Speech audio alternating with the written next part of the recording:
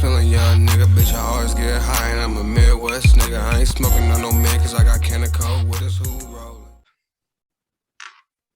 What's up, y'all? Welcome to the Scottie Show. Today, I got a brand new special guest. This man is a cinematographer. He knows how to capture a moment very well in a picture. My guest, Matthew Yonemura. How's it going, man? What's good, man? Just happy to be on the show. So, man, so for the people that don't know who you are, man, who is Matthew Yonemura? Yeah, I got connected with you through Mike and all of them when I was in Chicago for school. I went to DePaul University for 4 years. Got my degree in directing, trying to make movies. And yeah, man, I just got a lot of interests. I know we're going to talk about a lot of it, and excited to talk with you. Yeah, man. So what made you want to get into cinematography, directing, and stuff like that? Like how do you know that you wanted to be in that? The corniest answer, and honestly the most truthful, is seeing The Dark Knight. Seeing that movie, that was kind of like, damn, like there's like a lot of stuff that goes into this. Like I finally looked at it as like, oh, there's something behind the camera. It's not just something to be immersed into. And like that was something I was interested in. Then like I did like little school projects, like for a history class in like the sixth grade. I made like a little music video that we had to be about China and like the dynasties. Oh shit. Then I would just do that throughout whenever that was a project available, and I just kind of went with it. And I realized like, oh, like those little moments of editing, like a perfect edit, and that satisfaction is like something I want to keep doing. And I just kind of went with it. I like, you also do like do you do photography as well? Because like one of the things that like I noticed about some of the pictures that you post is that like it's not like a clout picture. It's not like it's not like something that like you're looking to get like likes on or something like that. Like one thing that I noticed, and like I feel like a lot of people gravitate towards it, and like that's why you like I see that you get a lot of likes. Like you can capture a moment like very well. Like that's like one of the main things is like I noticed like in your pictures, like when you're like having a good time and stuff and you're like looking around, do you just say like, let me like capture this, or like what are you like feeling like when you're like gonna take a picture? I appreciate that. I don't know. I really like film photography because like I have my own podcast for my nonprofit I do. I was just talking about this with my guests, but we were saying like when you do film photography, like you put a lot of care into that one shot because it's film. Like I can't take a million shots at once. So I think like I don't know what it is. Like you just kind of see the moment, you kind of feel it. And like, especially if I'm walking around in LA or in Chicago when I'm out there, I see like I see it with my eyes, like, oh, that's a cool shot. I'll just take it. So it's really, I see film photography as capturing the moment, and sometimes they look good and sometimes they don't. But you know, when it comes to Instagram, like Instagram, a lot of people take it pretty seriously, but like I'm just here to post whatever I want. Yeah, like that's what like I really like about your Instagram page, because like I'm looking at like you're having a good time with your friends and stuff like that, and I'm just like, this is dope. Like I'm just like, damn, bro, like that's like that is how you capture like a real like moment, like and like, you know, hopefully like one day someone hires you to like do like capture moments for people if you want to do that, because like you're really good at that shit, man. Thank you. I saw one of the documentaries that you were working on. It was like a basketball one. Yeah.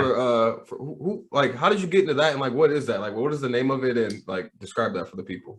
Yeah, so my main project I've been working on, it's a long pursuit, but it's a documentary about a friend of mine who actually passed away, named Ryse Williams. And he was like our basketball star at my high school. He passed away due to a really rare form of cancer called renal medullary carcinoma. It's a kidney cancer, and it pretty much only affects young Black men because it has to do with the sickle cell trait and then everything that goes along with that. So he passed away the day before our high school graduation, and I've been connected with his family. I let them know like, hey, I'm going to school for film. I'm taking a documentary class right now, and I'd love to interview you. Like I spoke with the dad like 3 years prior to this, like, hey, if anything comes up, let me know. And that's kind of how we got the ball rolling. in the middle of the pandemic, just like a quick Zoom interview, and we've been rolling with it ever since. Yeah. So when do you plan on being done with that? Like, when do you think like that thing will be finalized and like put out?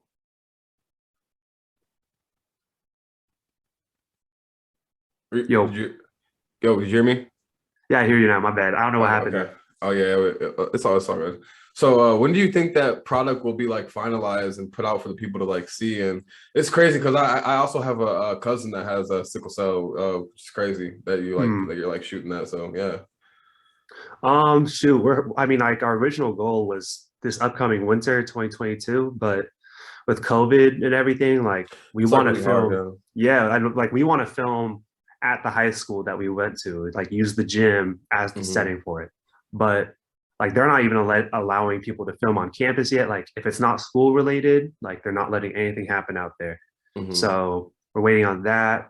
But that's the main thing we're waiting on. Then we got to do the editing. But COVID, we were thinking like it was going to last what, like a few days, a week or two, and now it's been Yeah. going on Yeah, like this this. is So 2 years so far. yeah, Yeah, it's just crazy. How is it out in like Cali with like the whole like COVID thing? Because this I know it's like different everywhere. Like not every yeah. like the mainstream media wants to make it seem like everything's the same everywhere, but it's not the same everywhere. So like, what is it like in your area right now? Well, And I the, live, yeah, I live in the beach cities that were a little south of LA, and like, bro, Mhm. everyone out here is white, like like rich. So they don't really like think about it. Would Nah, you like say? there's Californians, like especially SoCal, like it's so entitled, bro. Yeah, Like yeah. no one wants to wear their mask, and like because of that, like restaurants don't enforce it. Like when I went to Chicago, almost every restaurant I went to, they asked for vaccine proof, but Hmm. like no one out here is caring about the vaccine. Like it's kind of every man for himself. Yeah, yeah. So it's way different all around for sure. Yeah. One thing I know, because I know you shot a music video for my homie Smokey. Um, have you like thought about getting back into that, or like what have you thought about like music video shooting and directing that? Man, I music videos is a cool. It's like a it's something that I could see myself doing, but it's not like my main focus. It was cool Hmm. because the first one I did with flowers, like that one, Yeah, that one was dope. yeah, I like remember that that one one. somehow like I just brought my camera. They're like, let's shoot this shit tonight, and we just shot it, and that ended up Hmm. being cool. And I feel bad because like bro, Spooky, the Peoria legend, like I didn't have my game with me that day. Like I didn't have the equipment I do now, but down Hmm. the road, maybe maybe some side projects, but it's not like my main focus or anything. Yeah, yeah, because I know like California has like a lot of like artists out there and Mm. stuff. How tapped in are you with like because you're from California? Like, how do you like how tapped in are you with like the music scene out there? It comes and goes. Like it depends on, I don't go to a lot of shows. Like I'm really a homebody. I don't really Hmm. go out to see music, but like the idea of like seeing celebrities on the regular, like people aren't that far off of that. Like low key, if you know the right people, it's pretty easy to be connected to people. Like Hmm. I have a friend of a friend who's who's buddies with this guy Kuko. I don't know if you've heard of him, but he's a relatively big musician out here, and like Hmm. there's random little connections you could make out here, and like if that's something I wanted to pursue, like if you really worked at it, it could probably happen, but it's not my main focus. Yeah, and it's crazy because like I've never heard of Kuko, but like there's like like how we have like Smokey and Peoria. Not everyone knows who that is either. Like Right. everyone has like their like like their city like music legend or like their Yeah. city like and they make money in their city, but like they haven't ventured out into like I don't know if Kuko has like ventured out into like other like Hmm. states or whatever, but like that's crazy. Like and just like thinking about that, like how there's like a lot of like artists, but like not everyone. And that's like how like the internet like changed like a lot of things. Like, how do you feel like how Yeah. like the internet changed like cinematography and like directing and stuff like that? How do you feel how the internet like changed like that whole game, or if Well, it did it change the game at all? yeah, it changed the game crazy because like there's so many different platforms now. Like kids will be on TikTok with like professional cameras now. Like that's crazy in itself. Yeah, But that's crazy. like like the way we got this documentary started, like we just did an Indiegogo campaign, and that's where pretty much all the funding for it came, just from the internet, people supporting us with their money, and like we sold merch and stuff. But like the internet has changed everything. There's so many different platforms, and then when you can consider like streaming, like I think almost anyone could create a channel on like Roku. It's just a matter of people download it. So like there's platforms everywhere. It's a matter of, and same with artists everywhere. It's just a matter of finding the good ones and like who will make it to the top. So it's a game of luck, and it's a game of hard work. Yeah. So do you like do is it called screening for actors or for voiceovers or anything like that? Like, have you done that process, and like how do you know who you want to pick? Like, how do you know what kind of project you want to work on? Like, what, like, besides like the basketball documentary, like what else you know excites you about working on something else new? What inspires you, like, and who inspires you? I mean, I like when it comes to like new projects that might come my way, like if anyone hits me up or stuff that I want to pitch, like, you know, when I get ideas, or if I read a book, or if I hear something on a podcast, or like a song inspires me, like I'll write it down. And then when it comes time, when I have the opportunity to, I work on a pitch or work on a screenplay. But really, like, you know, I haven't, when you know who you want to work with, like casting wise or producers, you know, like you could feel the energy of good people. It's just kind of, you got to figure that out and kind of get that, see who you want to develop with. Because like when it comes to music or any art form, like everyone's so young right now, like in where I'm coming up. So you got to like be ready to cultivate with people and build those connections from the ground up. Yeah. And what is it like, you know, working with like another like director, or because I know like egos and like all that stuff is like involved, and like even with like being like a rapper, like, you know, I was making music with like Snooki and Mike, and like even though we're all like building each other up, like it's still like who got the best bars, who's doing this, who is pushing like the line, you know what I'm saying? Like how is that, like, you know, dealing with that kind of thing? Because I know everyone deals with it in some kind of form. Yeah, you know, that was a big thing in like film school, like in school, like, dude, everyone's so condescending and thinks they're everyone thinks of the shit, yeah. Bro, like film kids are a different breed. And like, I like, not to like talk down on it because I was a fucking film kid, but like, I honestly was just like, you guys could deal with your shit. I'm just gonna try to do what I gotta do. But like, kids like, yo, like, the best movie I ever saw was this fucking Scandinavian 1965 movie. It's like, yo, it's like talk your talk, but like, I don't know, like, but like when it comes to the real world, like that's just kind of out the window. You kind of want to just work on your stuff, get involved in good projects. Like, yeah, it's different. Yeah. Because I took a film class in college, and I had like the same kind of kids that would say some bullshit like that. And I'm like, that's some bullshit. I'm like, that is not the best movie ever made. Like, I would call it out too. I'd be like, that's bullshit. I would, because like I'm a big Shia LaBeouf fan, and I had to do like I did like a project on like, you know, just pretty much like showing, like breaking down like a lot of like parts of like Shia LaBeouf's like his scenes, and like his because I did a project for he was like in Bucharest. It was a Netflix show, like a movie that he put on Netflix, and a lot of people they hate on Shia LaBeouf. Like apparently he's like blackballed. Like what do you yeah, like what is that? Like, how do you get blackballed in like cinematography and like directing and things like that? Like, yeah, well, I think he's notoriously like hard to work with. I think. Okay. I think that's what it is. Like I know you're a comedy guy, but I don't know, like when it comes back to like someone like Chevy Chase, like he's like one of the OGs of comedy. Like he's like not able to work now because that fool is like horrible to work with according to everyone that's ever worked with him. So I think it comes to that and like reputation. Yeah. So a lot of it is so like weirdly political. Yeah. I mean, I can't speak for the top of the top, but like from what I know, it's all about like how people view you and what what it looks like on the outside. And like I have like in like the comedy scene, because like especially in music and in comedy. So like in music, like I always just kept to myself and just did my own thing. Like I didn't really like talking to people, and I only like talking to people that like I knew. And like people would, hit me up and like they would want to develop a relationship. And just like the same in comedy, it was hard for me to like, I'm realizing now that it's important to like invest in like relationships with people and like Yeah, bro.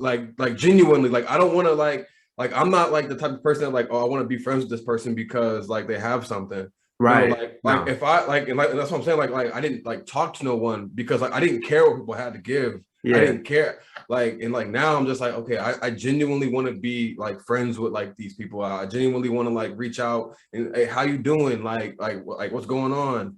Like, and is it like the same for you? Like what is like how do you develop like a relationship with like another director or an actor or someone that you want to work with? Like how was that like for Mhm. you? Shoot, I mean, when it comes to like, my experiences are pretty limited, but like when it comes to this documentary I'm working on, like I pulled in people that some of them, like some of my producers, like they don't even have a film background, but they're people who I know are passionate about, like one of them, like she went to school for it, like history. But when it comes to the research side of this documentary, the scientific side, like she like that's where she comes out strong. But like I know she's passionate about her field. So like Mm-hmm. if I could sense someone's passion, but they're not like annoying passionate about it, where they gotta throw it in your face, Yeah, like if it's someone I could click with, yeah. like those condescending film kids, they might be passionate about it, but I don't want to deal with them. So Yeah. first things first for me is like relationship, like can I gel with you? Second thing Mm-hmm. is like, yo, are you passionate? Like another producer, I met with him through some like online networking thing for film. And dude like hit me up. He's like, oh, like what's your project about? I told him. We said we'll connect later. He hits me up once and then he hits me up again like 3 months down the road. This is some kid I don't even know. But it's Mm-hmm. like that passion, that's enough. Mm-hmm. Yeah, just like the fact that like someone could just reach out to you and just like, just want to work and like get shit done, but not be like overly hype about that shit. You know what I'm saying? Like you Yeah. said, like the condescending like kind of shit, like, yo, this is my life. Like, and there's like comics that I've like ran into or like, like, and this is like, and this is some wild shit because I have comics that are like so passionate about shit and like in comedy I have to deal with like being like black and I have Asian comics that are homies and like we talk about like the race shit and like I've had like white comics come up to me and they be like, hey man, is it okay if I say this black joke? And like I don't even tell them, I just be like, bro, go up there and say it. Like I don't even I'll be like, and like that joke will get no laughs, and I'll be like, Yeah. I'm like, now you look like a dickhead. Hey, so I gotta ask you. I'm curious. Do you mostly perform in Peoria, or where do you perform at So mostly? so this is like my whole like thing. Like what I do is I'll reach out to a whole bunch of clubs. Like what I did when I first, because like I've only done comedy for about like a year and some change so far. So what I did was I sent like an email out to about like 100 some odd clubs. Some on the West Coast in Cali, Texas, Chicago. I'll work on new material in Peoria. Mm, So when I'm getting ready to go do a show in Chicago or somewhere else, I'm in right. Peoria working on new material, working on stuff because the only way you get better at comedy is doing comedy. Right. You can't just write a joke and be like, oh, like I'm Yeah. like this is gonna work. Like I can say it's gonna work while I'm sitting right here writing the joke, but if I don't go out there and do it on stage, then like it doesn't mean shit. You know what I'm saying? Like Yeah. it's just writing on a phone or a So, notepad. so what's the scene out there like? Like I It's have no like concept of it. it's a bunch of like you got all different types of people from like walks of like life. Mm, I've met rich comics, people that like comedians that got money. I've met mm, comedians that don't got money that live in their car and like mm, that are legit homeless that like right. like that come from like fucked up backgrounds and stuff. Right. It's literally people from like all walks of life, but the thing that like gels everyone together is that they all want to be rebels. Like they all Mm, want to be like they don't care. They don't give a fuck. And like I just love that I don't give a fuck energy. And like because like I was doing music at first, and like it was so hard for me to like go from music to comedy because I'm like, mm, damn, now people in the music like scene aren't going to take me serious because I'm out here acting a mm, fool on stage. But people that really know me, like like Smokey and Flowers, they'll tell you, like, I was the nigga in high school roasting people. Like, I was the nigga, like, getting kicked out of the classroom and stuff for acting a fool. Like, I was already, like, doing that shit. And I'm just like, bro, I really love making people laugh. So I'm like, no, I'm gonna get on stage and act a fucking fool. Like, I don't, like, and then I just, like, now I just have, like, the I don't give a fuck, like, you know, mentality. Like, I really, like, now I'm, like, really living it. And, like, I can be, you know, Billy Smith. Like, you know, I can be like that person, you know. I don't like I can separate the artist from, like, you know, from me. And now it's just like it's kind of weird because, like, you know, the person that's like bringing me up on stage, like the host, he's like, everybody, Billy Smith, and then like it's just crazy. But the scene overall though is different. From Peoria, you know, you have people that, you know, come from the country. You got country ass motherfuckers that's doing comedy. Like people from Kentucky be coming out there and shit. You got people from like the city that come out there, but it's mainly just like Peoria motherfuckers. And then in Chicago, like I have like a limited view, but like I've tapped in with like some of the people that are like, you know, that are up there. Like I'm kind of like tight, hitting them up, talking to them, developing friendships. But Chicago is different. It like going to Chicago, it elevated my game. Like it elevated like my first like big show was at Zany's. And it was damn near a sold out show. And like, and I'm only 3 months into comedy. And I posted some of the clips up on Instagram. I've seen your material. No, hold on. Bro, I've seen some of your material. Like, it's good stuff. Like you're only a year into it. I mean, I'm a huge comedy nerd. I've never performed, but like I love this comedy. And bro, like some of your stuff, like it's only like a 15-second snippet, but like I hear you get into the joke, and I could hear like the story that you're trying to tell. And even in that short segment, I'm like, damn, like for someone who's only a year into this, like I think people need to recognize it's pretty good, bro. I appreciate it, man. And those are like old clips. Like I consider them old, even though it's like a year old. But like my new, like I haven't posted like my new stuff yet, because like now like I'm talking about more of my life and not just jokes. You know what I'm saying? Right. Like now I'm trying to like get people like in, like this is who Billy Smith is. Like y'all got the jokes and everything. Now y'all about to get like a more in-depth like version of who I am. And like it's just like it was like a real battle because I had to make my life funny. Right. You know, like the fucked up parts of my life, I had to make it funny. The funny parts, making it funny. Like I you know, I joke about death and like different kind of like things that like go on. And like I'm kind of understanding like what it means to be a comedian, like in my own way. Yeah. Because at first I thought it was just like, you know, going up on stage and acting the fool, you know, like and you know, that was fun, you know. Right. But like what gravitates you, like what I started thinking like why do people gravitate towards, you know, like Dave Chappelle or Joe Rogan, Patrice O'Neal, all these other people. They talk about their life and they talk about the things that they go through in life. I was just going up there and telling jokes that I thought were like that I would like post on Twitter or some shit. Right. Like now, like I'm realizing I'm like, okay, I can make people laugh with like these bullshit ass jokes. And like now, and now I'm just realizing I'm like, okay, now I gotta talk about my life and make my life funny and get people involved. And it's like kind of hard because it's like Facebook in real life because I'm talking about my life and people are there real time. And it's just crazy. Who do you like, you know, who are your top 5 like comics that you like? Not even top 5, just name some of them. Yeah, by the way, I know like you're interviewing me, so that's my bad. But if you need to get back onto a different topic, let me know. But no, we just talking, bro. It's all good. Yeah, for sure. We just talking, for sure. But Bobby Lee is like #1 for me, probably. I think that dude is hilarious. Tom Segura is a great stand-up. I think Bert's pretty good. I know his like shirt off thing is kind of a gimmick, but I think he's actually the machine. Really funny. Yeah, he's really funny. Yeah. Chappelle, of course. I mean, as far as podcasts go, because I'm also a podcast person. Like, I love like H3 Productions. I know like those fans versus like Joe Rogan fans are like complete opposite. But I'm a big H3 person. Okay. But, yeah. Okay. So like Bobby Lee is actually one of the main reasons why like I wanted to do stand-up comedy. Oh, no way. Yeah, Interesting. yeah. Because I used to do it, no, like, because like what people don't know, Mad TV was the shit in all black families, bro. Like, Really? yeah, bro, niggas was not like, bro, like niggas watch, bro, like niggas didn't start watching Saturday Night Live until like 2018.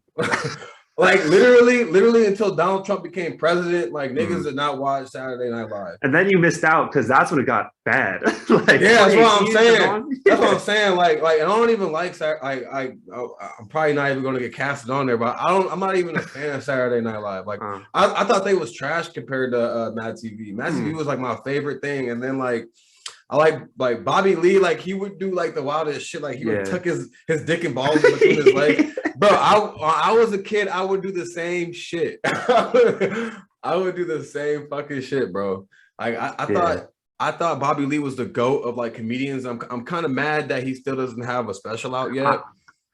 Because he really be like, he's really like, I think he's one of the greatest of all time, like in my mind. Like I anytime, like, and that's the reason why I act a fool on stage. And like and like it's hard for me to contain it. Cause I'm just like, damn, like, what would Bobby Lee do? Like and like I just think I think he's like all time like funny. But I got definitely Bobby Lee is my number one. Andrew Schultz right now. Tim Dillon, he's I just like how he doesn't give a fuck.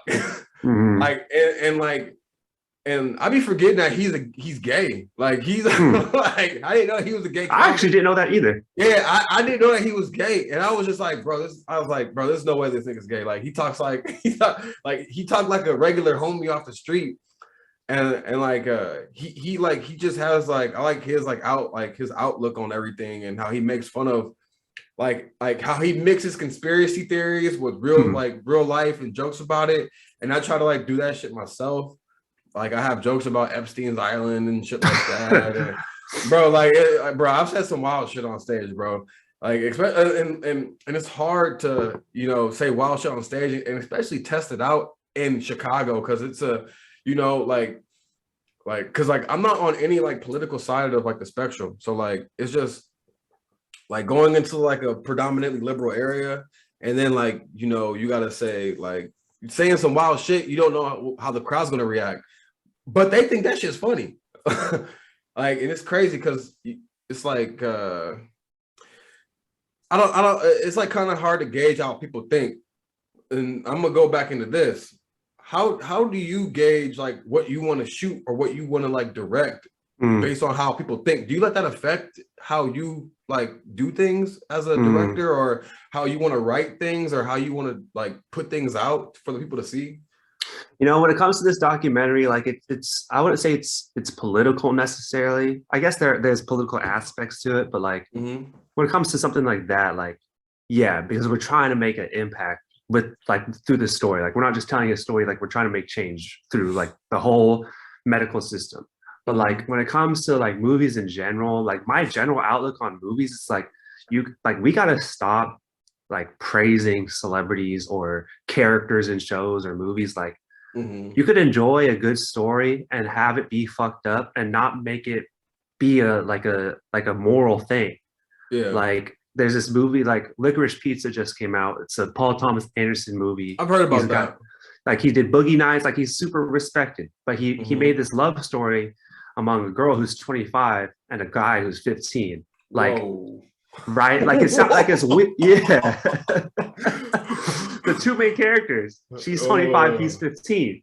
Okay. But like this, I saw this girl on TikTok. My girlfriend showed me it. It's like she's like, man, like they're throwing it in your face. Like I walked out midway through the movie. Like it's so inappropriate. It's like I get it. It's inappropriate. Like it's fucked up for sure. But like, can you just try to watch the movie and enjoy like the story? Like you're not supposed to praise these characters, you know? Like like I feel like with movies. Oh, are you still there? Yeah, I'm still here. All right. I feel like when it comes to, sorry, it keeps glitching up, but yeah, you're good. When it comes to these characters in these movies, like, bro, like, leave your own thoughts with the real world in the real world. Just let the story be the story. So Yeah. to keep it or to cut it long story short, no. Like if I want to tell a fictional story, I'm gonna let it be fictional. And that's that. And like I definitely like I agree with that because like it's like a video game. Like it's the video game is not real. It's just Right. something that someone created and they're putting it out there for people to take like as their own. Like you could in GTA, you could choose to shoot somebody. You Yeah. could choose to run somebody over. You could choose to Yeah. obey the law. Like you could do whatever you want. Yeah. And just like with a movie, like how I'm looking at it, you know, it's based on like my own interpretation, and like I have to appreciate it for like what it is for what it is. You know what I'm saying? And that like the fact that someone and I used to be like a big movie head. Like my dad like put me on like so many like movies and shit. Like one of my favorite movies is like No Country for Old Men. I think it had like no soundtrack. It was just completely silent and like, you know, like the suspense and everything and like the actors and stuff. And I know have you seen the movie Mother?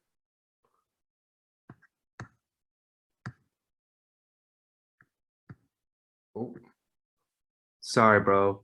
you good, Mother? bro. Yeah, Mother. I did. I did.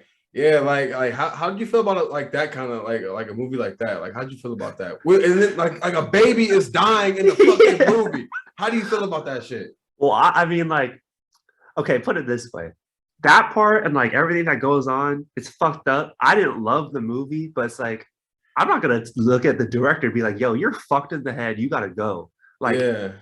but like, I didn't love that. But like, have you seen like Midsummer, for example? Yeah. See, Midsummer is fucked in the head too, but I love that Yeah. movie. It's like, I'm not supposed to love anyone in this movie necessarily. So fuck it. Like, who cares? Yeah, like and it's crazy because I did like the movie Mother because like I appreciate like that someone could even think about this and like everyone is in the house and like this and like she's like, bro, like I was getting like angry like at the fact that everyone was in the house like and I love a movie that can like put you like that can make you feel like you're in the moment with the character. Like those are the kind of movies that I like. Like I like to feel like I'm in it. And are you like Korean, Chinese? Like what is your background? I'm Japanese and Japanese? Okay. And but just going back to that, like that's kind of in terms of like I appreciate you saying like I capture a moment well, but like my approach when it comes to like this documentary, for example, I'm sure it'll change down the road, but like I'm really not about these extravagant setups. Like people like they have to do like a fog machine, lights, like crazy shit. It's like I kind of want to just capture the raw moment and like make it feel as organic as possible behind the scenes, and hopefully it feels that way in reality. Because like I don't know, like when it comes to filmmaking, like it'll take you a day to shoot one page of or 2 pages of a screenplay. It's like I get it. It takes a lot to make a beautiful movie, but when it comes to documentary specifically, like I'm just trying to capture that moment and the authenticity of it. But yeah. Sorry, go ahead. No, man. But like I agree with what you're saying, man. Because and like that's the reason why like when I look at like your pictures and stuff, like the reason why I say like I gravitate towards it because I feel like I'm in that moment. I'm like, damn. I'm like, I wish I was there. I was like, I appreciate that. Yeah, that's what I'm saying. Like I feel like I'm there, but I'm not there. So it's like, damn, I wish I was there. You know, I get like that feeling, and like that's why I respect like like the things that you put out because I know like you don't have. I feel like you don't have an agenda, and like you're just like putting something out there for people to view, and it's up for them to like this is what I'm putting out, and you guys it's up for your interpretation. Like that's what like I like those are the kind of vibes like I get from what you do. And to go like because the reason why I asked like are you like Japanese, Chinese, Korean? Have you seen the movie like Gook? Because like that is like one of my favorite my favorite John Cho. He's one of my favorite directors. He's one of my favorite actors. I didn't even know that he was a director because I just knew him from being an actor. Right. Like who are your favorite like Asian directors like that you like or that you watch or materials that you look at? Yeah, I mean, Bong Joon-ho, the Okay. guy who do Parasite, like he's Yeah, yeah. unbelievable. Mm-hmm. Wong Kar-wai, I haven't seen a lot of his stuff yet, but like Mm-hmm. he's done some old stuff that's like absolutely beautiful and like Mm-hmm. amazing storytelling. But Mm-hmm. yeah, that dude, is it Justin Chan? Justin Chon. Justin Chan, Justin right? Chon. Yeah, yeah, yeah.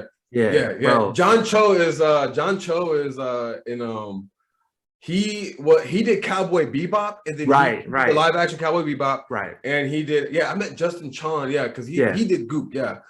So yeah, yeah, yeah, Yeah, yeah. but that dude Justin Chan, like I saw Gook in theaters because Oh shit, it wasn't theaters. yeah, because that dude Whoa, no. because the co-star, bro, the co-star David So, I used to think he was the funniest dude on the internet. That, my mind is blown. I didn't even Bro, realize that was David fucking so. bro, Oh bro. my god. I thought David So was the funniest man on the internet for the longest time. Yeah, And yeah. like I thought he was promoting this. I was like, oh, Justin Chan, I remember him from YouTube. I remember him Mm-hmm. from like this and that. Like he was a kid and he was like in Twilight. But then I Mm-hmm. saw that movie. I was like, holy shit. Like this was a beautiful story. It was I like so how it well was in black told. and white and everything. It was Yeah. so dope. Yeah. Such a good movie. And like I need to see his new movie, Blue Bayou, I think is what it's called. Oh yeah. I need to see that one. It's Okay, it looks okay. crazy. But yeah, Gook was like I was That mind blown. yeah, like because my dad, like he is very like big on, he put me on like a lot of like because so on my mom's side of the family, so my great aunt, she was dating and she had a baby with someone that was Japanese. Mm. And then they took, because we have hella like railroads and stuff in Peoria and stuff, and they were building the railroads out here and shit. Mm. And like we can't even, we don't even know where he's at, like because Mm. they like took him away and stuff, because like shit was happening back then. They took all Oh the right. people, yeah, in Japan and shit. And like, and my family and like my grandfather, like he has like a whole bunch of like Japanese shit in his house. And I was like wondering, like, why do we have all this like Japanese stuff in here? He's like, oh yeah, your great aunt was like, she was dating and they got married, and then he like got taken away and stuff. And I was Yeah. like, oh shit, I didn't know that happened. Like, so I got like my history lesson, Mm-hmm. like what happened to Japanese people in America. That's fucking crazy. And but like my dad started putting me on like a bunch of different like Asian cinema, and like that's how I found out about Chow Yun Fat and Mm-hmm. Jet Li, and Mm-hmm. like those are like the like the obvious, like Jackie Chan and all those Right, people right. and stuff like that. Who are who are some of like your favorite like like Asian actors and like shit, like maybe Yeah. some people I probably don't even know about, like who are some of your favorite people? Well, Steven Yeun's killing it right now. That dude's Mm-hmm. unbelievable. Mm-hmm. Um, I mean, again, Bobby Lee, like just what he's Mm-hmm. done for the community is Yeah, yeah, crazy. yeah. Um, I don't know, honestly. Like, there's not much of it out there. Like, I'm definitely into more of the American like movies and cinema. So like, Mm-hmm. there's not a ton of it out there yet. So Yeah, I'm and kind like of waiting.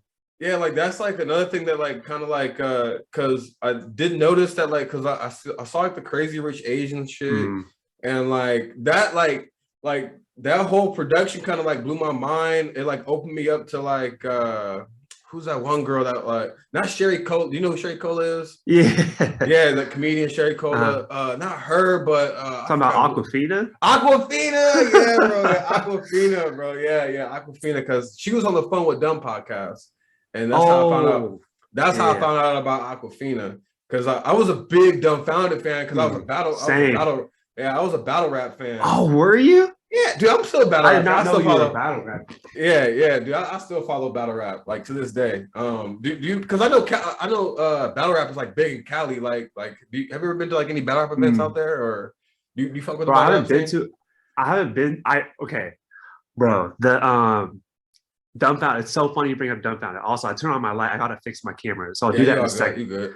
But dumbfounded, is like the only battle rapper I followed. Cause I thought Mm-hmm. like anyone he won against was like, He couldn't hold it. destroyed him. He destroyed him. Bro, Like him, did you see the one semi recently? Like I want to say it's like 2017, 2016 with him Him versus versus Conceited. yeah, Conceited.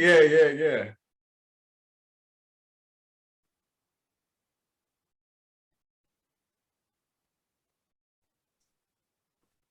Oh, you're back. I got you. Yeah, it was him versus Conceited. Yeah. Shoot. Wait, am I glitching out?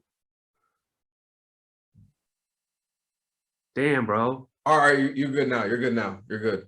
All right. All All right, right. you're I don't know good. if you heard. I've said it a couple times, but Conceited. That battle. Yeah. Conceited. Bro. Yeah. That battle, I was like, I saw the comments just because people know Conceited, but like Dumb destroyed him, in Yeah. my opinion. But like, yeah, I don't know, bro. Battle rap was mainly just dumbfounded. Like, Mm-hmm.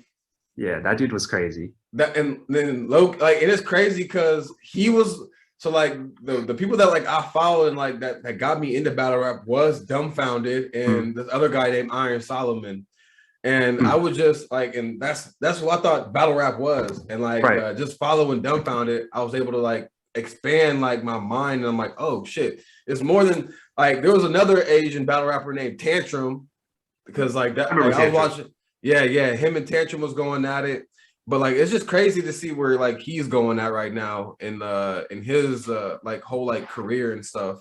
Like how he like pivoted from being a battle rapper to an artist to a Mm. personality. Like just seeing where he went. Um like do you go to comedy? You never been to a comedy event in Cali, have you? Nah, bro, I need to. That it pisses me off because like I just haven't.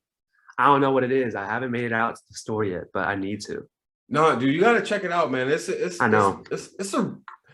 It's honestly a really good time. It's honestly like the best.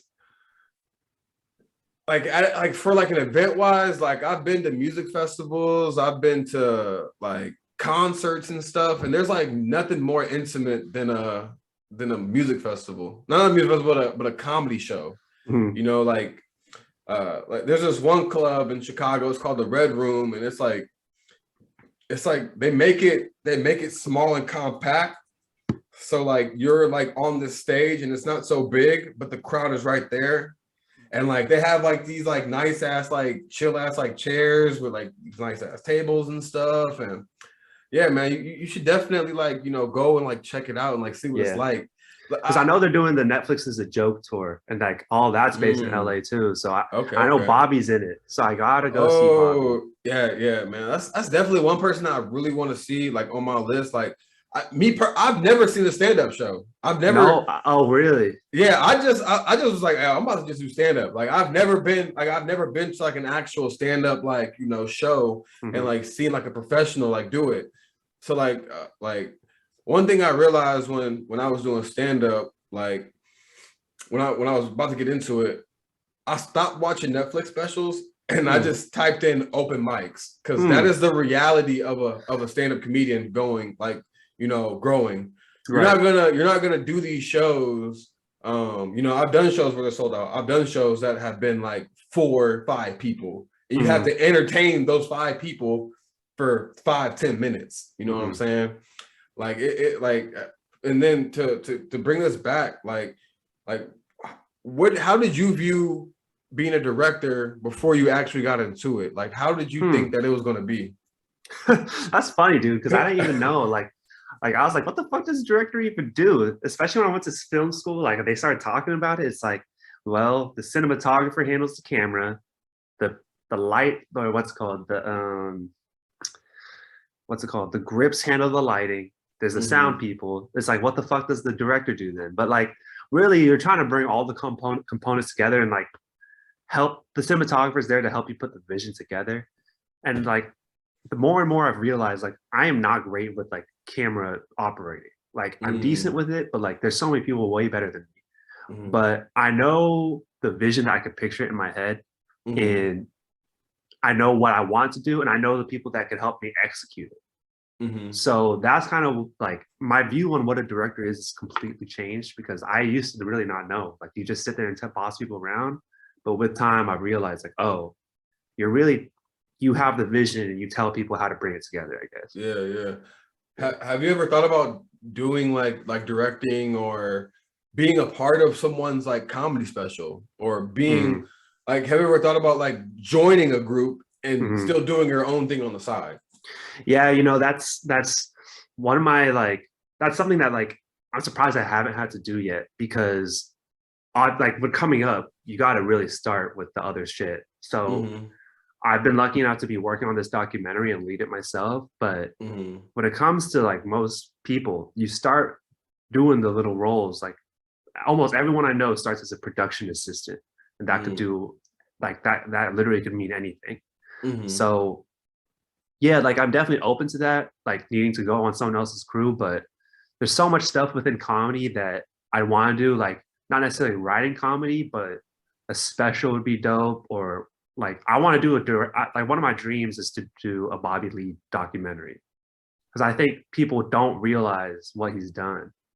And his Yes. story is like the shit that he had to like go through as a child, like because like when I first found out that he had a podcast, and like I didn't know that I didn't know he had a podcast until he was a Mm, guest on someone else's like podcast.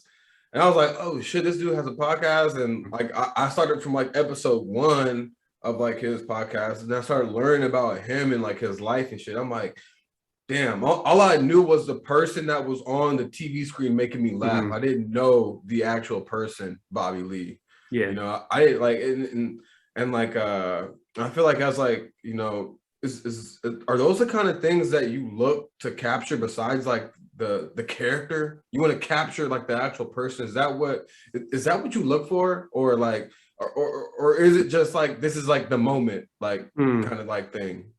I think it depends. Like sometimes I mean, like in film school, there's basically two trains of thought. It's a plot-driven film or it's a character-driven film. Mm, So when it comes to a lot of documentary, like for the most part, it's that's actually not true. But like when it comes to someone like Bobby, it's like, dude, like there's so much within this person that drives the whole thing. And like sometimes it's you're doing a documentary about an event, and like it's like, oh, well, you're tracking the event more so than the people. mm, But it depends. Like some people, some stories you just gravitate to, or some plots you are driven to. Like I'm sure when it comes to comedy, it's like I haven't ever tried to write jokes for myself, but like you start with either yourself or you start with like the premise. So I kind mm. of think it just depends. It's the same thing. Yeah. Definitely, it's definitely the same thing. Mm, But and then like the one of the things like with stand up is just like you just don't know. Like I'm pretty sure it's the same with like directing or putting out a picture. You don't mm, know how people are gonna take it. You don't mm, know, like, and like that's like I've had jokes that bombed, and mm, that's why it's good to practice. right.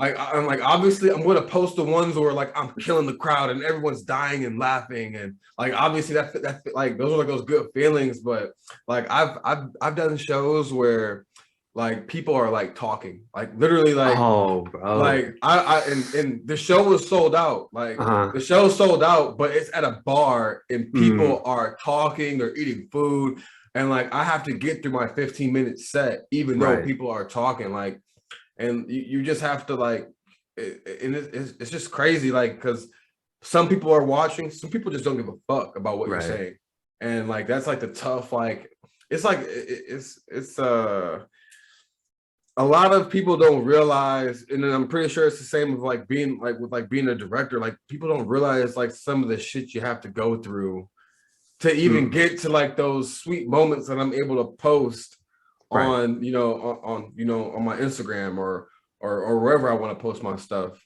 Yeah, Um, bro. yeah, like and I wanted to ask you this, like, what was it like growing up in Cali? Man, in comparison to Chicago, there's way more Asians out here. Especially like where I'm from, it's pretty white, but like comparison to like Chicago, especially like North Side Chicago, where I was going to school, like Mm-hmm. it's way more Asians out here. So I was able to feel way more connected to like my culture and like my people, and there's way more Asian food out here too. So that like that Mm-hmm. all helps. But like as far as growing up, I've lived a really lucky life. Like I have both my parents with me. Like they Mm-hmm. were both in the same they lived in the same house. They're happily married. Like I've had Mm-hmm. a really lucky upbringing. So like you know, no huge complaints. We go through the same shit like we all do growing up. I'm the youngest brother, so I got picked on a lot growing up, but Yeah. I mean, like it's just normal shit for the most part, you know? Okay. Okay. Yeah. And then what was it like when you made the transition from living in California to Chicago? Man, like I had to go buy all new clothes. Like I thought long johns were a joke for cartoons, you know, like with the little butt opening. I mean, mine weren't like that, but like I always thought that Yeah. was like strictly for cartoons. Like people wore Tims out here for no reason. Like people were wearing like the Tims with shorts. I was like, what? Like y'all, like what is happening here, In Cali? bro? Tim, like the wheat color Tims, and like they'd have like the lining too, like the Okay. white Okay. like faux fur lining Yeah. for no reason. And like I'd be like, what is going on? But then I realized like these have function in Chicago. Like Yeah. there's just a We lot of actually, yeah, we use those to work in. yeah, that's what I'm saying. So like stuff like that, like learning how to ride public transit, like that's all different. But you know, for the most part, like you just kind of got. I mean, I have the same mentality with all of it. Like you just kind of got to do your own thing, and you're gonna meet cool people along the way, but you can't force shit. So Okay. yeah, What was it? So like, how did you get in? How did you meet like Flowers and like Lloyd and all them? bro. I worked with Mike and Bello at the Bourgeois Pig Cafe, really close to school. Mike was a barista there, and me and Bello worked in the kitchen. And we had this shitty ass boss who like wouldn't pay us on time or anything. But I connected with them, and then I started hanging out with them at their place. I met Lloyd, I met Robbie, I met Jackson, I met Mhm. all those guys, and like I was like I'd never been in an environment where people were just making music. I was like, holy fuck, like I just wandered upon a fucking gold mine of people out here. Like these fools are gonna be these fools are gonna be signed to labels. They're gonna make their own label. Like just being like hyped on the fact like I'm a freshman in college. I'm meeting these cool ass people. But Yeah. I got connected with them, and then I was like, oh yeah, like going to school for film. I have a camera, and then it just that's when like the music video started and shit. Okay. Okay. Okay. Yeah. Um, and and then like, did that kind of like open your mind to the things that like other things that you could do as like besides like cinematography and directing and photography, like because I know like because like some people they come out to like the Midwest and stuff and like I feel like I see like a change in the way they think about things. Did it like change the way you view things? Like how do you view things now differently Hmm. compared to like how you view things That's back a good then? question. I think um I think for one, I realized how everyone could really do it themselves. I when I started film school, I was like, I know that I'm gonna have to start from the bottom of some production company, being the coffee boy, and then you gotta be treated like shit for a few years, and then you work your way up. Like I thought Hmm. like that was like how I thought this whole thing worked. But then like seeing how, you know, when it comes to music, like you could just put your own shit on Spotify, or you could go on SoundCloud. Like you could just like produce and create your own shit, and all you need is the equipment to do so. Hmm. So like through them, I was like, oh, like this could translate to my life. Like I don't necessarily have to go the studio route. I could just make my own shit and Mm. create it and then try to sell it or whatever it might be. Hmm. So I think that was one of the big things specifically in film, but like um yeah, I think that's the main thing. Mm. And so like when it comes to like selling like a material, do you see it as like do you want to build like a core like base of people that want to like subscribe to whatever like YouTube channel, Mm, Instagram and things like that? Do you like are you trying to like build like your own like core fan base in order to sell that product or like mm, how are you going about like doing it? Like how do you feel? Like mm. how do you what do you think like your way of like getting it done like, what is your vision?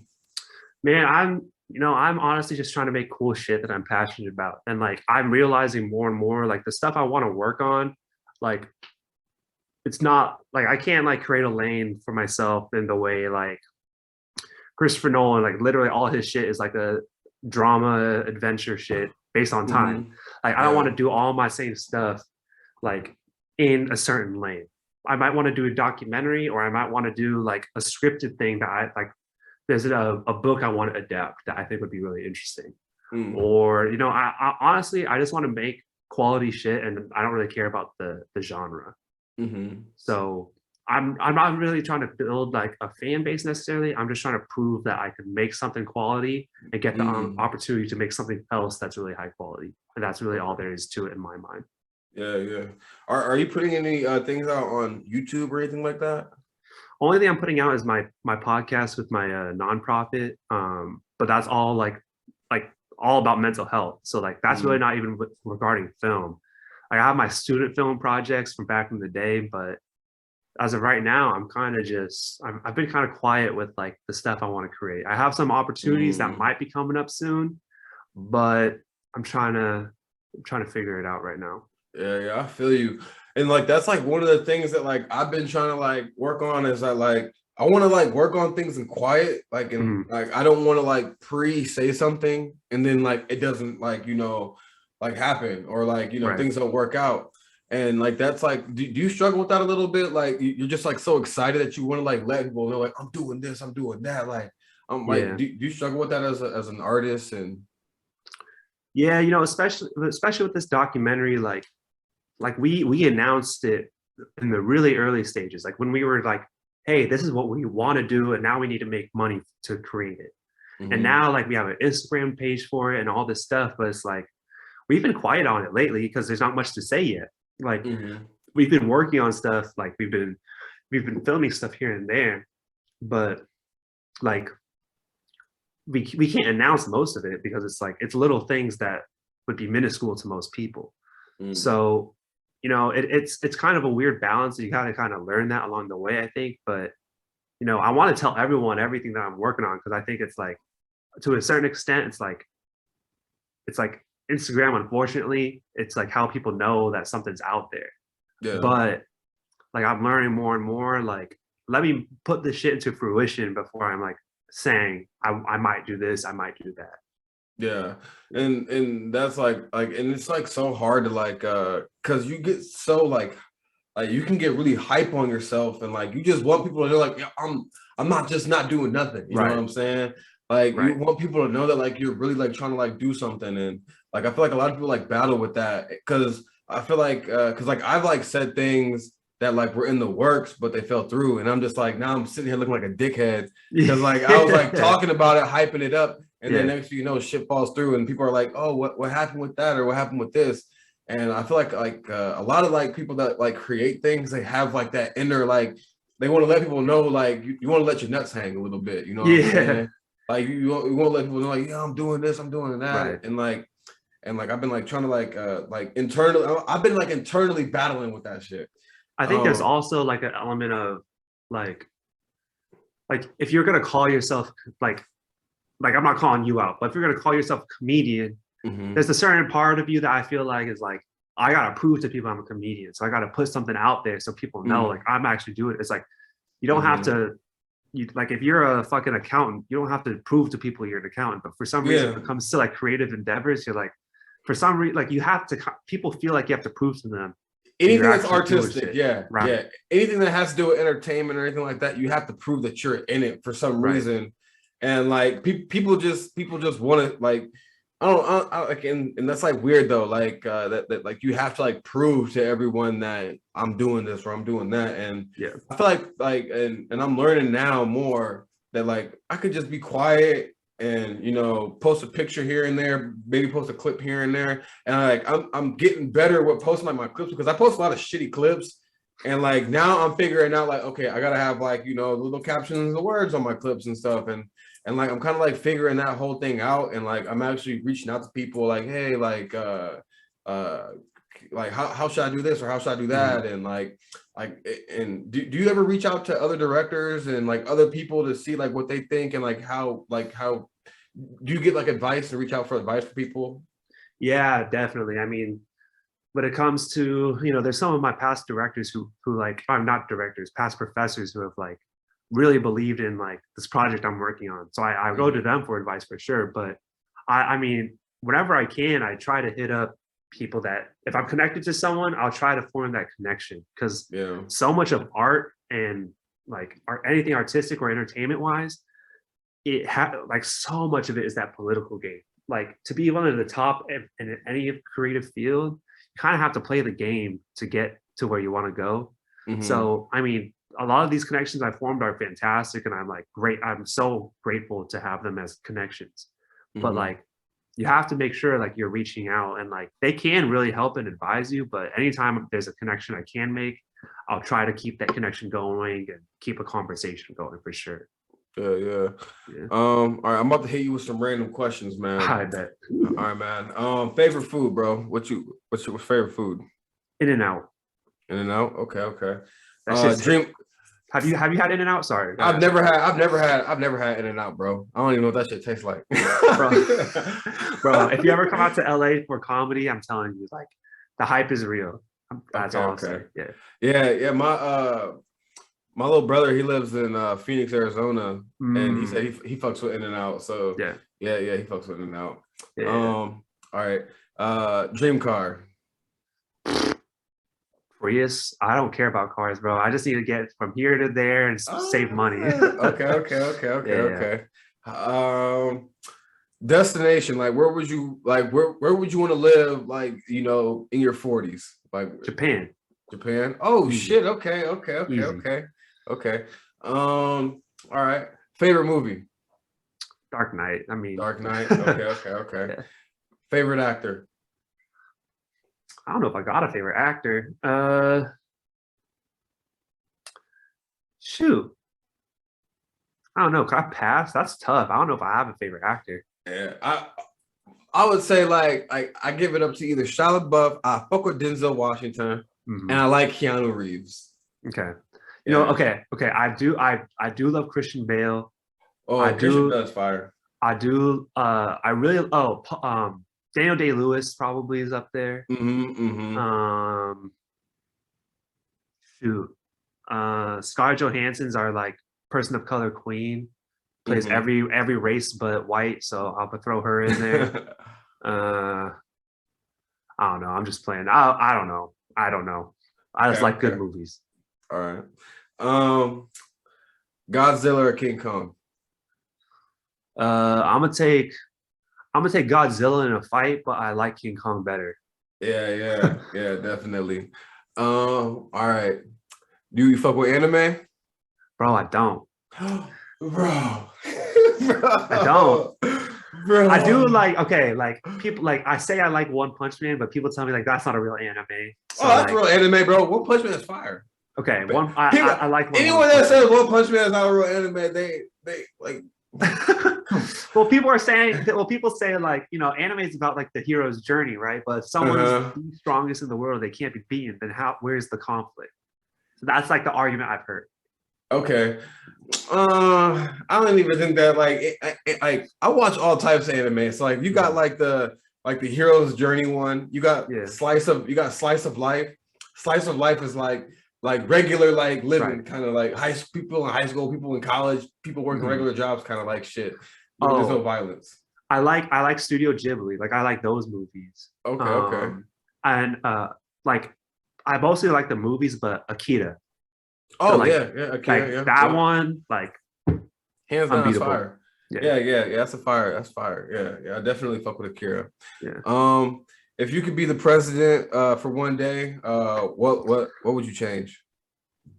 Can I do multiple things in one day, or do I have to pick one task? Anything that you want to change. You could be multiple. It could be one thing.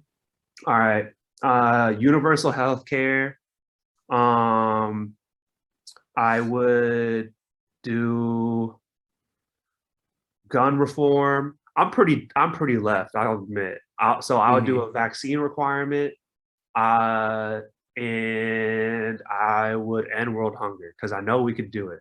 Yeah, we definitely could. We could easily end world. No, I mean like my thing about ending world hunger is that like we like, and this is how I know that we could do it. We make fake meat. Yeah, that's in factories. That's what I'm saying. I'm like, you can give everybody fake meat. Like if you could produce fake meat, you could just give it to everybody. Like you Not don't even only, have yeah. like that's the thing. Like and then they want to like tell people to like eat healthy and all that shit, and like they don't want people to eat meat, but yet they price the fake meat higher than the real meat.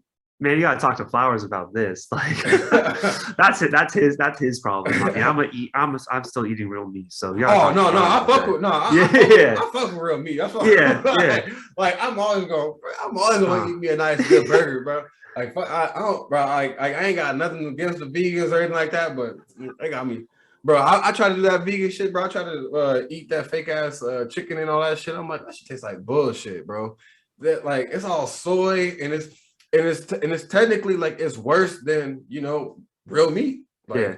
Like when you when you get down to the science of it. Sometimes it's not as good for you. Like, Yeah, I don't. it's made like, made in the factory, just like yeah, like it's factory made. It's factory yeah, made fake beef. yeah. So all right, burgers or pizza? Burgers. Burgers, okay. Yeah, yeah. Favorite spot besides In-N-Out, favorite spot in Cali to get food? Get food. It's tough.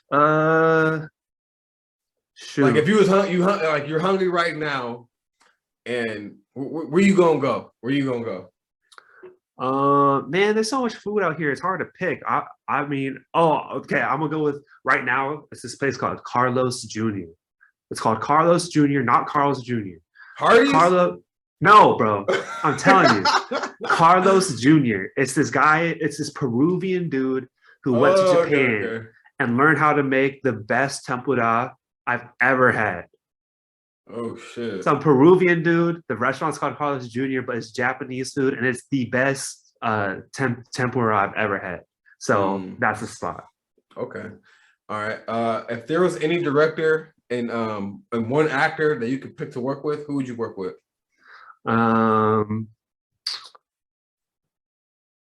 Any actor, I'd probably work with. I would like to work with Steven Yeun. I think he has a lot of levels to him. He seems really interesting. And as far as a director I'd work with, man, some directors are crazy. That's kind of scary. Hiro Murai. He's the dude that did that does Atlanta with Don Glover. Yeah. He's so talented. He's so talented. So I go with him. Yeah. Oh, dude, I forgot to ask you this. Like when the not Epstein, but who's the other director that got caught for doing all that weird shit? Other director. Not director, but producer. Weinstein? Yeah, Weinstein, bro. How did in film school and all that stuff? Like, how did everybody like feel about that shit? It's funny, you know what? I actually don't think we even talked about it like that, because I mean, I don't know. I don't think we even talked about it that much, because there's no one in a film school that needs to tell you how to not fucking touch people inappropriately. Like that's just real life shit, you know? Yeah. So like we didn't even talk about it really. It's just like, I don't know. Most of us aren't going to be at that level, to be honest with you. So like, we're not even thinking, I don't know. We didn't think about it like that, but that it's scary though. Like for no matter what field you're in, like there's going to be creepy ass fools out there. So. Yeah, and then especially like because I remember listening to like this one it was like an audio clip of Christian Bale yelling at like he was yelling at somebody. He was like, "I'll hang out with you, but I'm not gonna." He's like, "I'll hang out with you, but I'm not gonna fucking work with you no more." Like, how do you feel about like actors and directors and like producers flipping out on like how do people like view that? Like how do like the people in film school like and yourself, like how do you guys like feel about that kind of stuff? I think that shit's ridiculous. I don't know. I can't speak for everyone, but like, I mean, I don't care how good of an actor you are. I mean, unless you're like trying to go full on like method, and I guess Christian Bale does method acting. Like I kind of get it, but like directors have too much ego. So many directors have too much ego, and it's just like, bro, like if I don't know. I think celebrity shit gets to people's head. And I'm trying, like, I don't know how big I'm gonna get, but like, bro, like people got to put the celebrity shit away because that's gonna get in the way of all the other shit, and it's just like obnoxious. Like no one gives a fuck that you made this movie. To be honest, like doesn't mean you're anything. So I Yeah, don't know. yeah, I think it's annoying. yeah, that's true. And how, cause like I'm seeing like now, like how do you feel about like sketch shows? Like how like do you Hmm. think that like Key and Peele and like seeing where like where Jordan Peele went with Get Out and stuff, and like do you think that like changed the game of being a director and cinematography? Like like that was like the weirdest like transition of Yeah. being a sketch. Like how do you view sketch? Like how do people, Hmm. because like comedians, like I look at sketch as like, because I've reached out to like different clubs that I didn't know were improv, Hmm. like improv places, and they're like, we don't do stand up, we do Right. improv, and I'm like, what the fuck is that? Like, and like I didn't know that sketch was kind of like improv, kind of like there's a there's a script and stuff. Like I didn't Right. know that like how do you feel about sketch and I think it's I actually kind of miss that corny stuff. Like those old like scary movies, like those types of movies as a parody. I mm-hmm. kind of miss that stuff. Like I think film takes itself too seriously, but like I think sketch is cool when it's done right. Like Yeah. like I think Key and Peele was hilarious. Mm-hmm. Like and like I don't know if you've been to Second City ever, but some of those shows are pretty good too. Like Yeah, that's sketch comedy. yeah, yeah. So Like I go ahead, go ahead. I was gonna say, yeah, that was one place that I hit up. I thought it was a stand, like I thought you did Uh-huh. stand up comedy there, and they're like, no, we do what you call it, and we do sketch, and Yeah. you gotta pay your dues and stuff Yeah. like that. And I'm like, you gotta pay money to Yeah. like, and it's like weird though, because like I ain't never heard no like stand up comedian paying money to perform. You know what I'm saying? So Mm. like, I don't like it was like kind of like weird to me. So like I don't know like. Do you is that how directing on is that how that's run? Do you guys like pay to play pretty much? Shoot. I mean, you got to invest money into anything you create, Yeah. especially in film. Like, I mean, especially when it comes to like actors, or if you're gonna do something scripted and you're gonna have a long shoot day, like you got to at least Hmm. pay for a crafty table, like for food to make sure people are fed. Like Hmm. you kind of got to see a lot of this stuff as an investment. Like Yeah. Yeah. cameras, like you got to have your own camera, or you got to pay someone that has a camera, a Hmm. computer to edit on. Like I think film is a pretty big investment, and it's a matter of if it's going to pay off or not. Yeah. All right. Yeah. The most I dropped on a camera, I think, was like 800. What's the most you ever dropped on a camera? So I got mine for my graduation present, but there were like, yeah, I'm gonna just leave. I'm not. Yeah. Shit, that shit. Oh yeah, okay. All right, Yeah, I'm it's already knowing. I'm already knowing that shit. Yeah, yeah, yeah, yeah. Cause I got a homie that does he does like directing too in St. Louis, bro. He got his car broken into and they took all his shit, bro. And he yeah, dropped and it was like around like 3 bands worth of like equipment. And I'm like, fuck, bro. I bro, can't even yeah, imagine like what people that like that get into like directing and stuff like that, like how much like now like I'm understanding you technically do have to pay to play. Like as a yeah. director and stuff like that. Like there's so much like investing and stuff like that. Like what would you say to like young directors that want to like get into like directing school and things like that? Like if you could give them any advice, what would you tell them? Hmm, that's a good question. I think you kind of just gotta go. I don't know. That's tough because I know so many people that I thought were really talented, and they ended up switching majors because like it wasn't Mm, for them. mm-hmm, Um, I think if the best thing to do is create.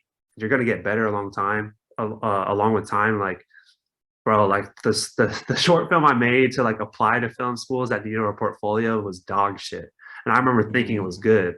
So like you kind of just got to learn. You got to have life experiences. Like you got to go and like live life to know what's a good story and what's not. mm, Because you kind of got to grow up a little bit. So I think you just got to try it. You just got to go for it if you're going to go for it, whether you go to school or not. You just kind of mm-hmm, got to believe in yourself more than anything. mm-hmm. And that's like the same with like stand-up comedy a little bit because you can't like people just like one thing I notice is like people go up there and like they haven't lived life, and like Mhm. sometimes they don't know what, and they go for shock value Yeah. before they actually go for like material and talking about like real shit. And like, cause like I was acting the fool, but I had jokes and I had like a little something there that could tell you this is kind of a little bit what my life was like, you know, growing up is like growing up in Peoria, Illinois. Mhm. And a lot of people don't know that, like, you know, Richard Pryor, he's from Peoria, Illinois. Hmm. Sam Kinison was from Peoria, Illinois. A lot of I people didn't know don't know that. that. Yeah, they're both from Peoria, Illinois. Huh. Yeah, and it's crazy. Like a lot of people, like there's a statue. We got a little statue of Richard Pryor here too. I had no Yeah, bro. idea. Y'all Yeah, gotta get yeah, Sean man. Livingston his fucking statue. Oh yeah, Sean Livingston, man, that's crazy. Do you know what else is crazy about Sean Livingston?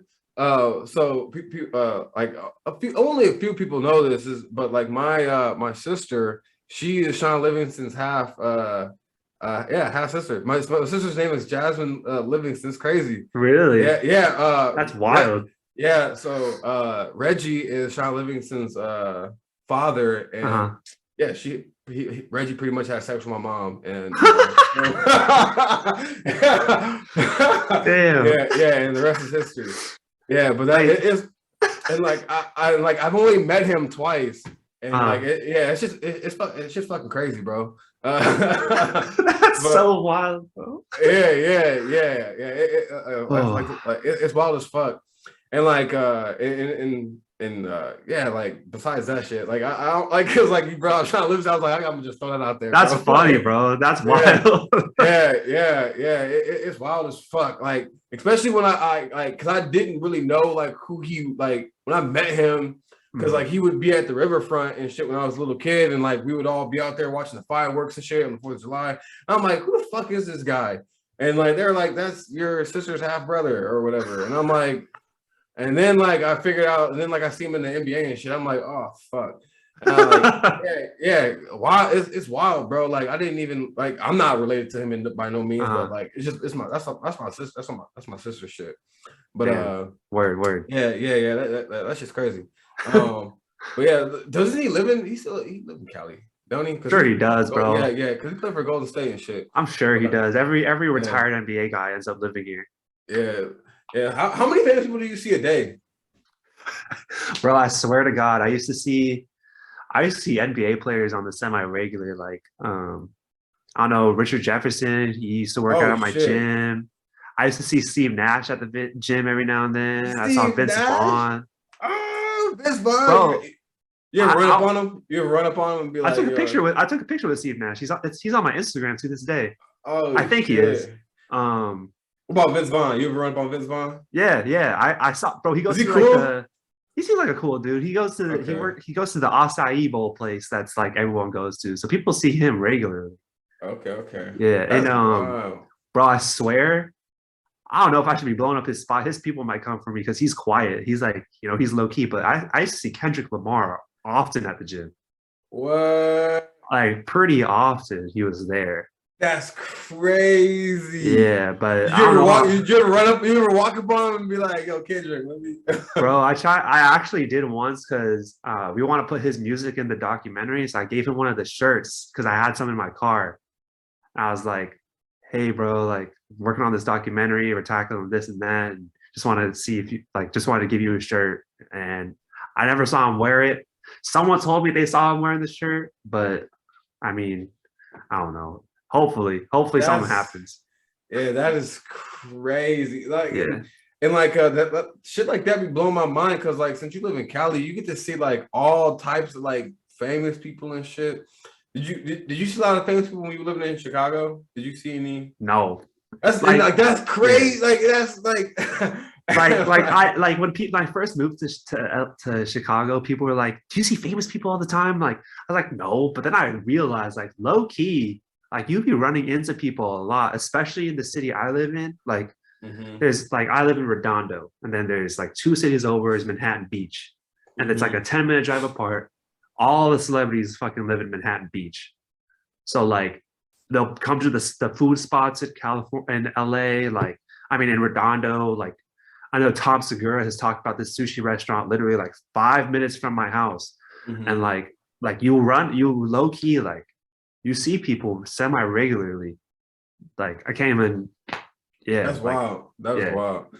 Yeah, I can't even like, and sometimes like people that like live in like Cali and shit like that. I'm like, that's like a, is it like it's normal to you, but does it ever feel like I really live here? Like, do you ever just ask it? Like, do you ever like just question yourself? Like you just be like, is this real? Like, do you ever ask yourself yeah. that kind of question?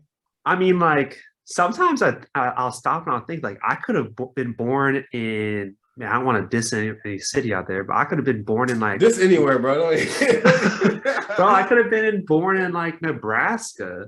Like, Yeah. but I was born in Southern California. I got to grow up going to Lakers games. Like, fuck Mhm. out of here. Like it's pretty crazy. Like whenever I stop and think about it, it's pretty crazy. Like, yeah, it's pretty It's nuts, like, cause honestly. like, yeah, that's what I'm saying. Cause it's like you, like the United, like I feel like the internet made the world feel a little smaller because you can see all of the world on the internet, but like Yeah, you don't. A lot of people forget that you can go out there and live yeah, and like see the world. yeah, And like and then like when and I get like the same feeling too when I do stand up. I'm like, am I really doing this shit? Like I'm just like yeah.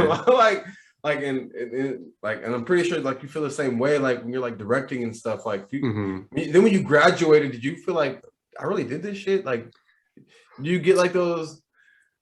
Not so much with graduation because like I don't know, I wasn't very sentimental about college. I Mm, really was someone that saw college as like I made great friends, got great opportunities, of course. But mm-hmm. like as far as college and like the degree, like I was like, this is like a stepping stone for like work. Once I make a movie, that's when I'll be able to be like, damn, I did that shit. But like, Mm-hmm. I don't know. Mm-hmm. Like school is school. People don't have to even go to college to do filmmaking. So it's kind of like I did it cool, but now I got to do some real shit to prove that I'm something, you know? Yeah, yeah, yeah. So do you see yourself like reaching out to like Paramount or something like that and like getting like an internship with them and Yeah.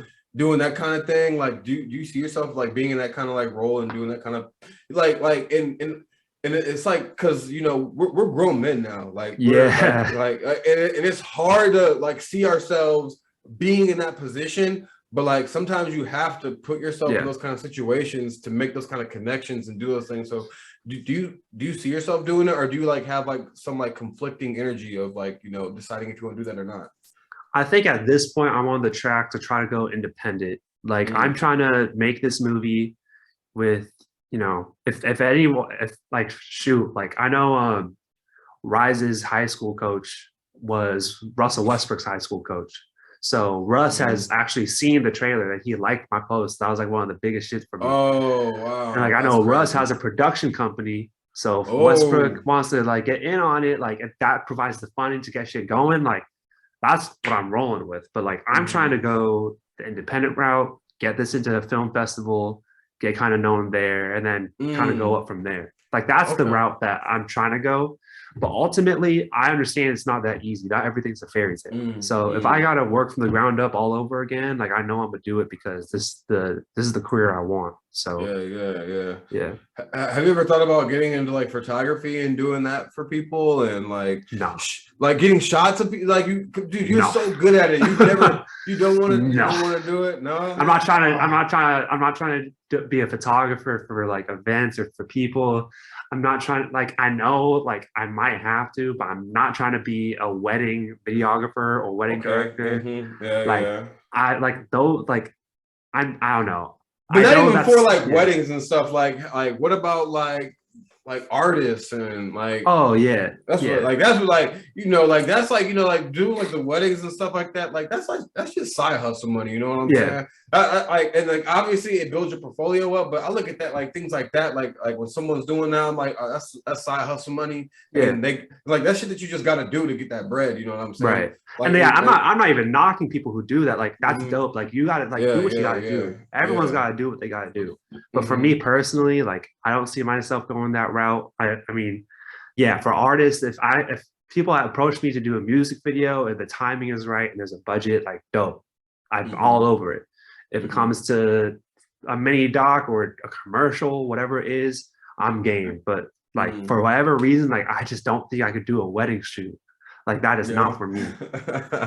Yeah. Like what about it? Like, don't you like? You think it's like cheesy? Do you think it's like corny a little bit? Like, I don't know, bro. I don't know what it is.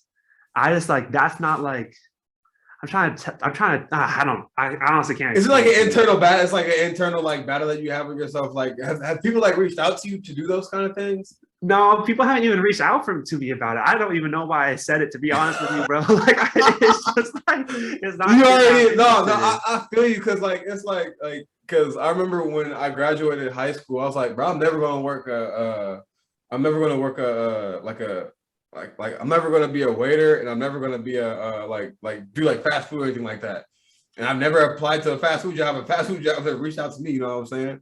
Like no one, yeah, like that, like I feel you, like I feel you on that kind of like shit, like and like I've never like saw myself like I'm never gonna do a corporate like comedy gig. No one's never reached out to me to do a corporate comedy gig. You know what I'm saying? Because like I want to be able to say whatever I want on stage and not be filtered.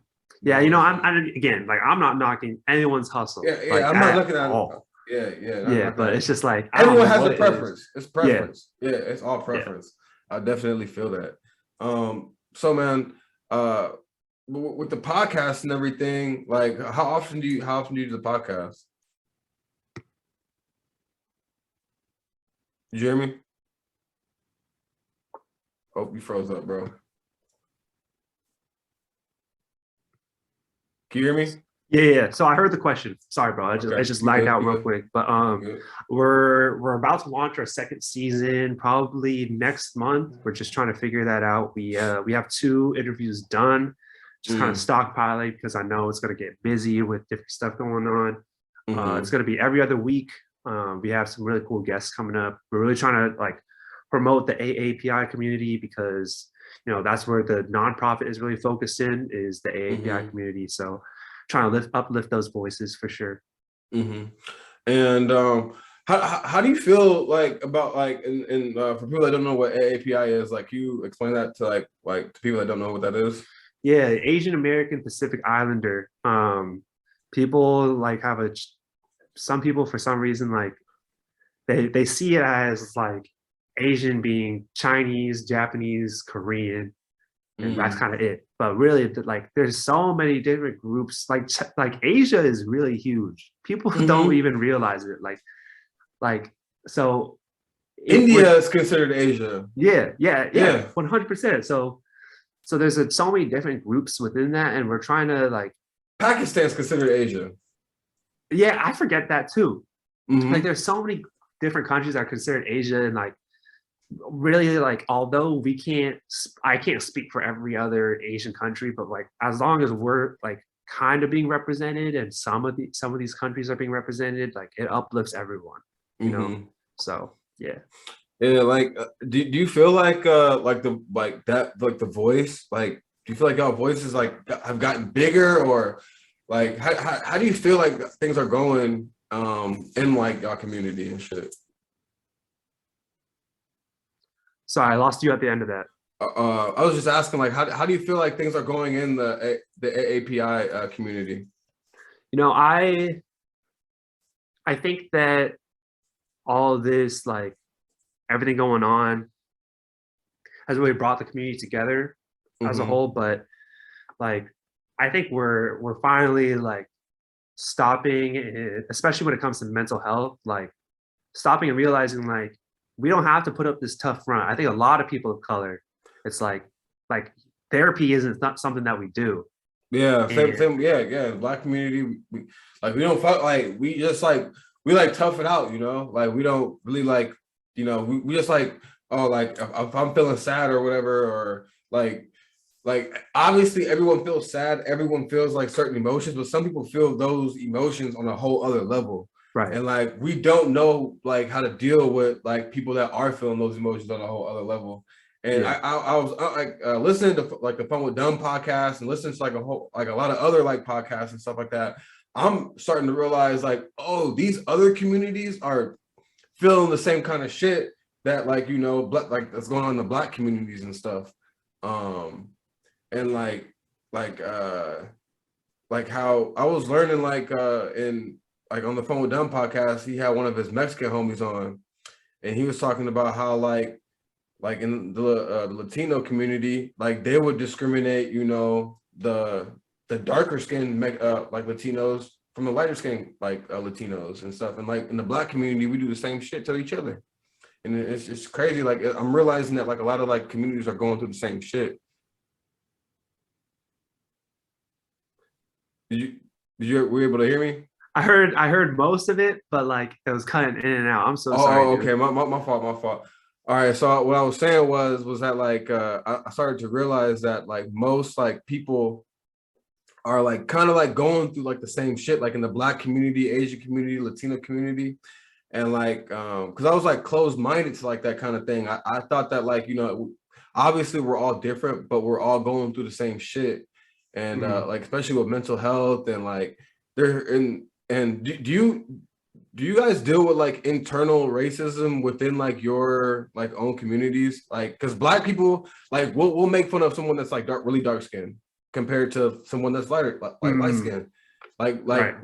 Do you ever have to deal with that kind of stuff in your communities? Oh, hell yeah, bro. Like I know that's the big thing, like in I mean that's across cultures. Like Mm-hmm. in I know for sure, like Filipino culture. I'm not Filipino, but in Filipino culture, like favoring a light-skinned Filipino person over a dark-skinned Filipino person, like Mm. that's a huge thing. Or like when it comes to like look at like BTS, like Yeah. they're all super fair-skinned Korean Mm-hmm. boys. That's like Yeah. that's everyone. Like people will do like the skin lightening or the Mm-hmm. makeup. It's like it's Mm. because all of us, like all people of color, just because of the way that the world's culture is, it's like whiteness was always like royalty. So Mm-hmm. for the longest time, like we're still trying to break that barrier. And that's Yeah. a lot of Asian countries that are still in like Mm-hmm. this whiteness is superior, light skin is Mm-hmm. superior. So Yeah. Yeah. yeah. Yeah, man, it's just wild, man. But man, it was really great having you on, man, and like talking about all these things, man. Is there anything you want to plug, man? I want to plug the Rise Up documentary. It's just Rise RYSE Up documentary on Instagram, and we're gonna be keeping up stuff up to date there. Uh, my personal Instagram is gonna be where I post the podcast stuff and all that. So M_Yonemura on Instagram. But otherwise, it was great talking with you.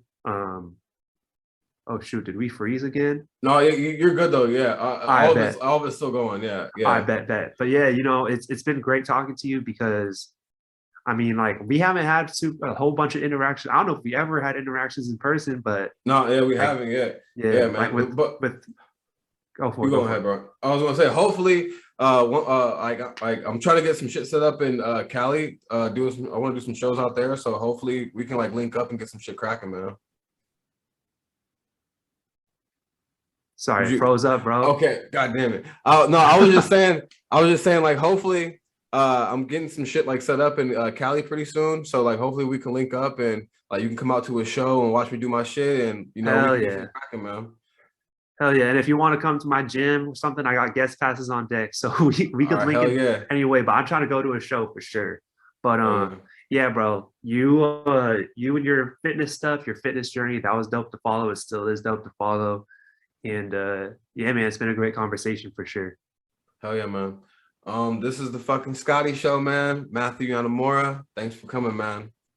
Peace.